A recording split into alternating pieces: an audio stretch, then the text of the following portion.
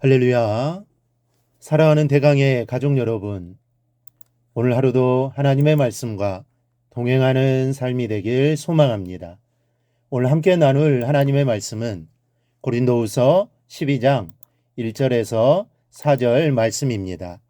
무익 하나만 내가 부득불 자랑하노니 주의 환상과 계시를 말하리라. 내가 그리스도 안에 있는 한 사람을 아노니 그는 14년 전에 셋째 하늘에 이끌려 간 자라.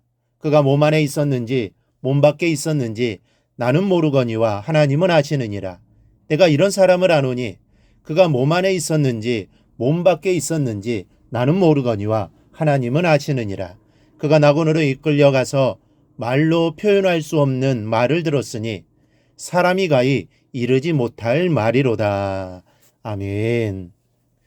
우리가 신앙생활 하다 보면 환상을 보았다거나 또 계시를 받았다는 사람을 만나게 될 때가 있습니다. 만나서 이야기를 나누거나 간증을 듣게 되는데 그럴 때면 얘기의 중심에는 대개 말하는 그 사람이 있습니다. 자신이 무슨 환상을 보았고 하나님이 자신에게 계시를 주셨다는 겁니다. 물론 이것을 잘못된 것이라고 말할 수는 없습니다. 하나님이 자기에게 환상을 보여주셨고 또 자기에게 계시를 주신 것이 사실이기 때문에 자기를 떼어놓고 말하기가 쉽지 않기 때문입니다. 그러나 이것은 자칫 교만이라는 좋지 않은 인상을 듣는 사람에게 심어줄 수 있습니다. 그래서 자신이 말하는 환상이나 계시의 내용까지 거부하게 만드는 경향이 있다는 것은 우리가 조심해야 할 점입니다. 그런 면에서 바울은 매우 지혜롭고 사려 깊은 사람입니다. 바로 오늘 말씀에서 언급하고 있는 사람은 바로 자기 자신임에도 불구하고 마치 자기가 아닌 타인인 것처럼 말함으로써 자기를 전혀 드러내지 않고 있기 때문입니다. 그런데 바울이 자기가 아닌 다른 사람처럼 자신을 객관적으로 묘사하고 있는 이유가 있습니다. 그것은 환상과 계시는 주님께서 주시는 것이지 자신의 노력으로 이루어지는 것이 아니기 때문입니다. 만약 자신의 노력으로 이루었다고 자신의 노력으로 경험했다면 자신을 드러내며 자랑했을 겁니다. 하지만 계시나 환상은 내 노력, 내 힘으로 얻는 것이 아닙니다. 나는 무관하게 하나님께서 하나님의 계획과 의도에 따라 주시는 겁니다. 그렇기 때문에 혹시나 여러분 중에 환상과 계시를 보거나 듣고서 나만이 특별한 것을 보았다고 교만한 마음이 생긴다면 이거는 큰 문제가 아닐 수 없습니다. 잘못되기 쉽기 때문입니다. 그래서 유대인들의 구전에 이런 얘기가 있습니다. 4명의 랍비가 하나님을 보았는데 그 중에 한 명은 그 영광을 보고 죽었고 또 한 명은 미쳤고 다른 한 명은 이단자가 되었다는 겁니다. 오직 아키바라고 하는 랍비 한 명만이 고요히 하늘에 올라갔다가 고요하게 돌아왔다고 전합니다. 여러분, 많은 사람이 하나님께 주시는 환상을 보고 싶어하고 계시를 듣고 싶어합니다. 그리고 그렇게 기도하기도 합니다. 그러나 정작 하나님께 주시는 환상과 계시를 보고 들은 사람 중에 그것을 올바른 신앙으로 승화시키는 경우가 매우 적다는 사실입니다. 오히려 말씀드린 랍비들의 경우처럼 잘못되기가 쉽습니다. 그러므로 우리는 먼저 환상과 계시를 보았다고 함부로 자랑해서는 안 됩니다. 한국교회 수많은 이단들이 바로 이 환상과 계시에 대한 잘못된 태도에 의해서 나왔습니다.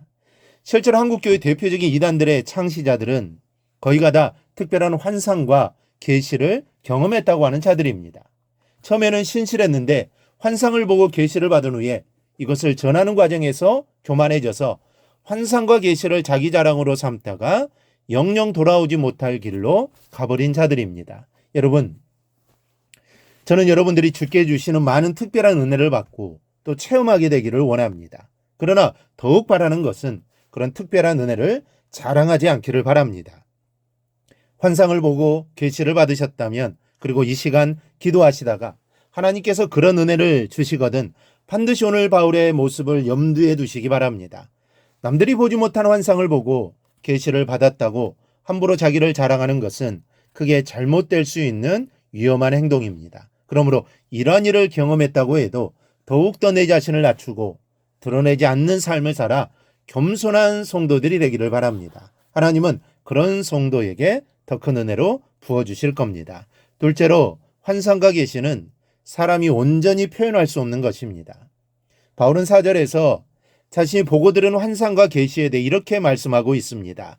그가 낙원으로 이끌려가서 말로 표현할 수 없는 말을 들었으니 사람이 가히 이르지 못할 말이로다. 말할 수 없는 말, 가히 이르지 못할 말이라고 합니다. 사람의 말과 언어로는 표현하기가 불가능하다는 말입니다. 그런데 그 표현하기가 불가능한 것을 말로 떠들고 자랑하려 하니 여러분 어떻게 되겠습니까? 자연히 인간의 인위적인 해석이 첨가되고 자기 생각이 더해지지 않겠습니까? 그러다 보니 전혀 엉뚱한 방향으로 빗나가 잘못될 수밖에 없는 겁니다. 그러므로 환상을 받고 계시를 받거든 함부로 말해서는 안 됩니다. 잠잠하는 것이 좋습니다.